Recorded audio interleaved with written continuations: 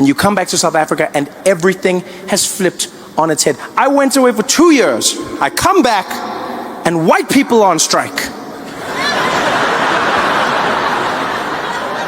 I thought it was a Leon Schuster sketch. In the streets, white people marching, and immediately you're like, these people have no experience. No experience whatsoever. And white people, I'm not trying to minimize your pain in any way, but I'm just going to say, when watching it on the news, it doesn't have the same gravity of the march of black people and colored people and Indian people in South Africa. Because when people of color in South Africa march, you can see they want service delivery. When white people march, it looks like you're fighting for vitality points.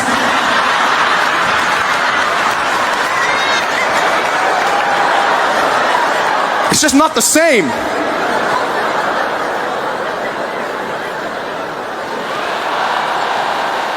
And then I saw white people got offended because they said, we're going to launch a march.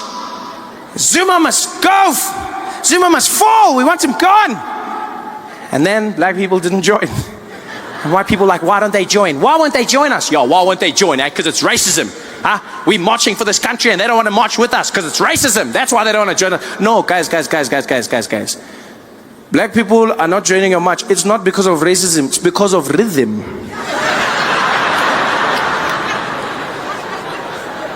Converted into a struggle anthem. Zuma must go. Zuma must go. Zuma must go. Zuma must go. Zuma must go. Zuma must go. Yo, I can't march to that, guys. I don't even know where to begin. You realize a march is all about rhythm, right? 10% of every march is the issue, 90% is the beat. When black people march, you need to encourage others to join. Along the way, you need to pick up stragglers. Just some people who get into the rhythm as you move past. Some guys are just there as you walk past. Host, give over, host, give over, host, da da da da, host, give over, host, give over, host, da da da, host, give over, host, give over, host. Ah, people are joining. People are joining. It's got power. You realize black people are marching from Soweto to Pretoria. You need a march that will move you. Every stride has purpose in it. Host, host, host,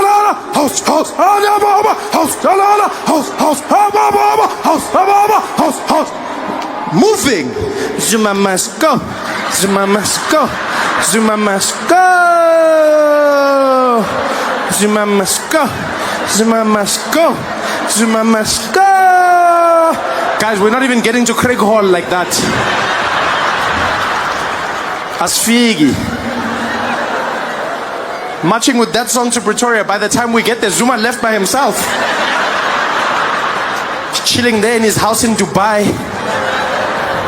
Laughing. Did they only arrive just now?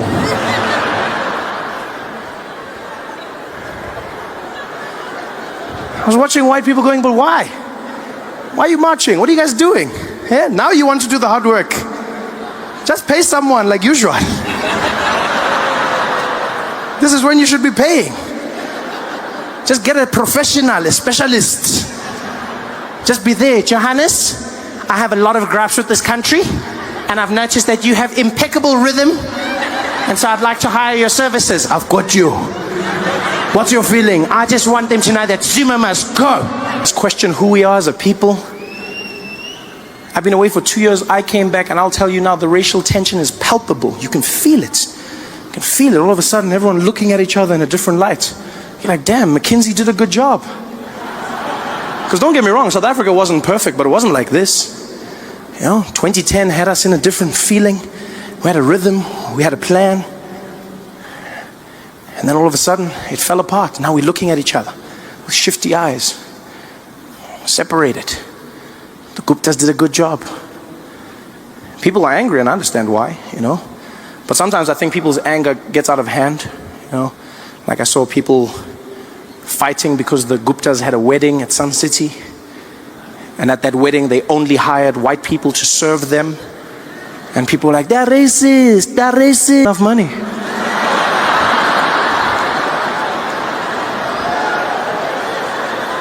And that is hiring white people to work for you.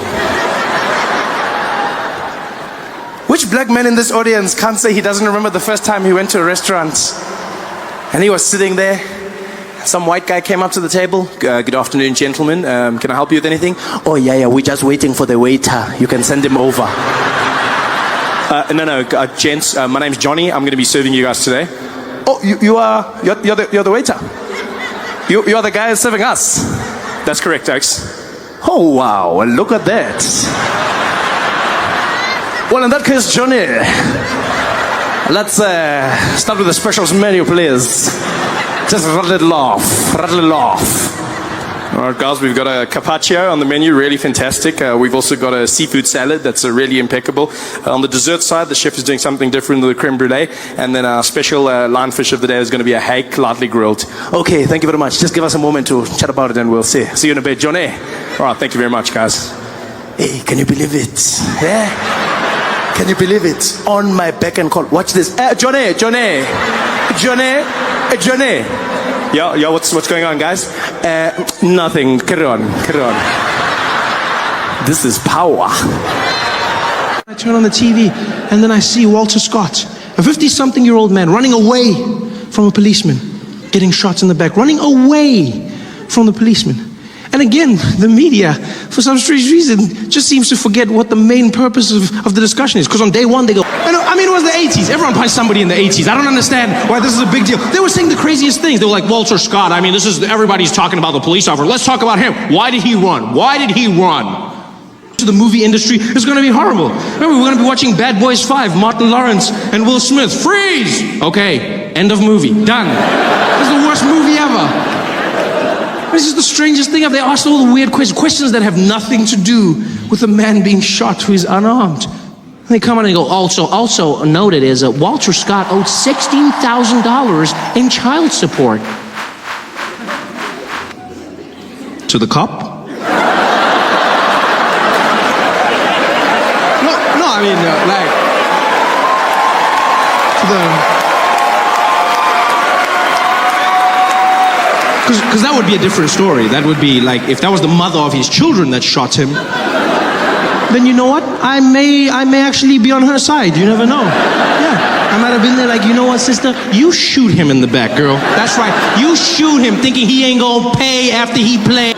A policeman shoots an unarmed man. He's running away. And then they have the crazy nerve to say this officer feared for his life. He was afraid. Afraid of what? The man's running away. There's nothing less frightening than somebody running away from you.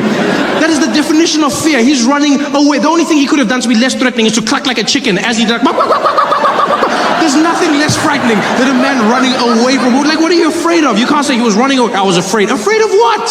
He's running away from you. That makes no sense. You're seeing him from behind. No one's threatening from behind. They're running away. There's no one who's frightened. Like maybe Kim Kardashian, but nobody else. He's running away from you. You shoot him in the back. And I was like, yeah, I was afraid. Afraid of what? What do you have, abandonment issues? Why would you shoot a man? My dad left when I was 5. Makes no sense. So I don't know how not to die. And here I am in my car on the side of the road in a random street in Los Angeles. And the whole time I'm just like, I don't want to die. I don't want to die. I want to die. And the policeman, he gets out of his car and he starts walking towards me. And his hand is by his side. Friendship.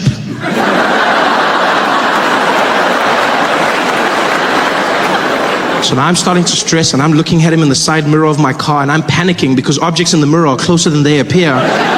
So he's gonna get there at any moment. And I don't know why I did this. Like as soon as he go, I panicked, I completely panicked and I launched myself out the window. I took my body and I threw it out the window and I fell onto the side of the car, just and onto the side of the car. I basically went back to nature. I thought of a predator, you don't make eye contact and you play dead. That's all I did, I just played dead on the side of the car. Shame, which freaked him out. He was just like, what the heck? hey, what's going on? I said, I'm sorry, officer. I'm sorry. He's like, sure, what are you sorry for? I said, whatever it is that's gonna make you shoot me, I'm sorry.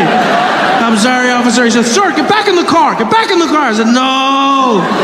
I don't want to die. Please, I'm not falling for that trick. Please, officer, I'm sorry. I'm sorry. He's like, sure, I'm not going to kill you. Just get back in the car. Get back. Finally gets to me and lifts my arms and he's like, get back in the car, sir. Get back. He stuffs me back into my window. Get back. I'm like, no, I don't want to die. Please, I don't want to die. He's like, sure, calm down. Okay. I'm sorry. He's like, sir, have you been drinking? I said, no, sir, I haven't been drinking. I said, okay, calm down.